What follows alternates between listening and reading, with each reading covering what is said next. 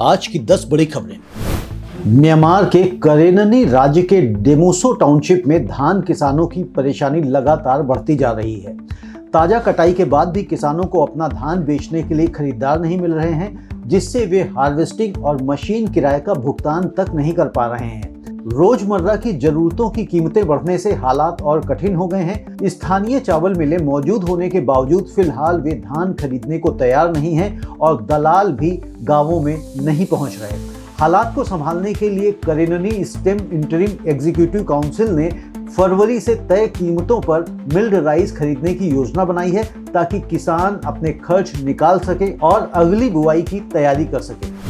पाकिस्तान ने वैश्विक प्रतिस्पर्धा के बीच अपने चावल निर्यात को बढ़ाने के लिए तुर्की के सामने बाजार पहुंच से जुड़ी चिंताएं उठाई हैं। वाणिज्य मंत्री जम कमाल खान और तुर्की के राजदूत के बीच हुई बैठक में पाकिस्तान ने 18,000 मीट्रिक टन की मौजूदा टैरिफ रेट कोटा व्यवस्था के बेहतर उपयोग, आयात प्रक्रियाओं को सरल बनाने और बासमती चावल पर 0 या कम टैरिफ की मांग रखी। इस सीजन मजबूत फसल का हवाला देते हुए पाकिस्तान ने पर्याप्त निर्यात योग्य सरप्लस होने का भरोसा दिया और वैश्विक कीमतों के अनुरूप प्रतिस्पर्धी दरों का प्रस्ताव भी रखा। दोनों देशों ने तकनीकी स्तर पर बातचीत तेज करने और सरकारी व निजी व्यापार चैनलों को मजबूत करने पर सहमति जताई है। भारत ने यूरोपीय संघ के साथ हुए फ्री ट्रेड एग्रीमेंट में अपने संवेदनशील कृषि क्षेत्रों को पूरी तरह सुरक्षित रखा है। डेयरी, चावल, गेहूं, दालें, चाय और कॉफी जैसे उत्पादों पर किसी भी तरह का आयात शुल्क रियायत नहीं दी गई है, ताकि किसानों की आजीविका और घरेलू बाजार सुरक्षित रह सके। इसके अलावा बीफ, पोल्ट्री, मछली, मक्का और खाद्य तेल जैसे क्षेत्रों को भी ड्यूटी कट से बाहर रखा गया है। हालांकि समझौते के तहत भारत के चाय, कॉफी, मसाले और टेबल ग्रेप्स जैसे अन्य कृषि उत्पादों को यूरोपीय बाजारों में प्राथमिकता वाली पहुंच मिलेगी। यह समझौता इस साल साइन होकर लागू होने की संभावना है। बांग्लादेश के रंगपुर क्षेत्र में मौसम सुधरने के साथ ही बोरो धान की रोपाई ने रफ्तार पकड़ ली है। कृषि विस्तार विभाग के अधिकारियों के मुताबिक अंतरिम सरकार की ओर से किसानों को तकनीकी और नीतिगत सहयोग दिया जा रहा है, जिससे इस रबी सीजन में उत्पादन बढ़ाने की तैयारी है। तय लक्ष्य से ज्यादा क्षेत्र में सीड बेड तैयार हो चुके हैं और अब तक हजारों हेक्टेयर में रोपाई पूरी की जा चुकी है। प्रशासन का लक्ष्य रिकॉर्ड उत्पादन हासिल करना है, ताकि खाद्य सुरक्षा और किसानों की आय दोनों को मजबूती मिल सके। आर्थिक सर्वेक्षण 2025-26 के अनुसार भारत के कृषि, समुद्री और खाद्य उत्पादों का निर्यात अगले 4 वर्षों में $100 अरब तक पहुंच सकता है।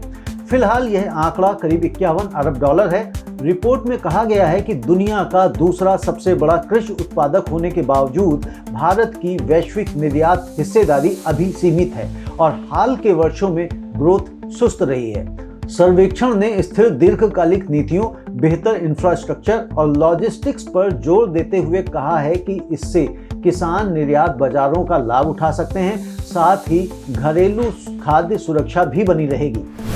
1 फरवरी को पेश होने वाले केंद्रीय बजट से पहले राजस्थान के उद्योग संगठनों ने सरकार से बड़े सुधारों की मांग की है।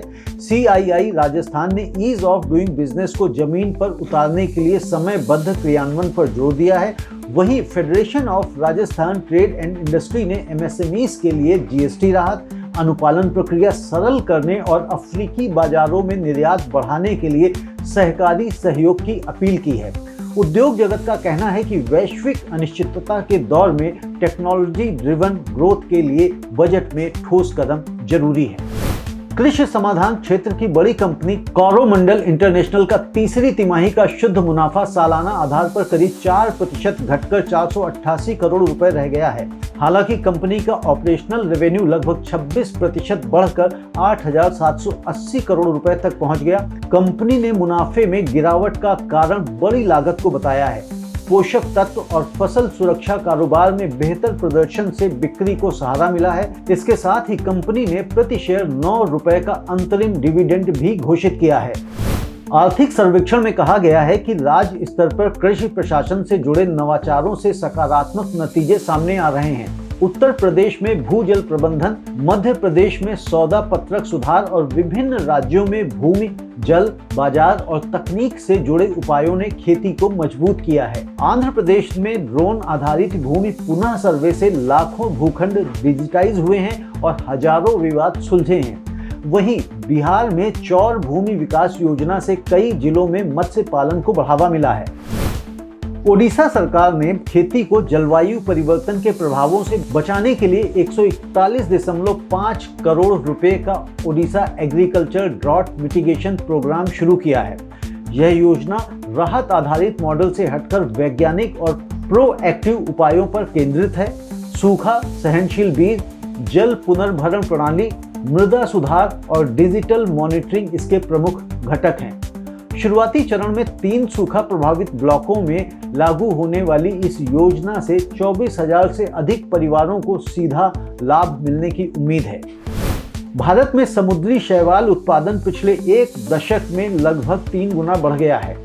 2015 में जहां उत्पादन करीब 18,890 टन था, वहीं 2024 में यह 74,000 टन से ज्यादा हो गया है। केंद्र सरकार इसे टिकाऊ तटीय आजीविका और रोजगार सृजन का बड़ा अवसर मान रही है। समुद्री शैवाल को पीएम धन धान्य कृषि योजना जैसे कार्यक्रमों के तहत शामिल कर उत्पादन, प्रोसेसिंग और बाजार विकास को बढ़ावा देने की तैयारी है। कृषि और व्यापार जगत से जुड़ी खबरों को देखने के लिए सब्सक्राइब करें कमोडिटी टुडे।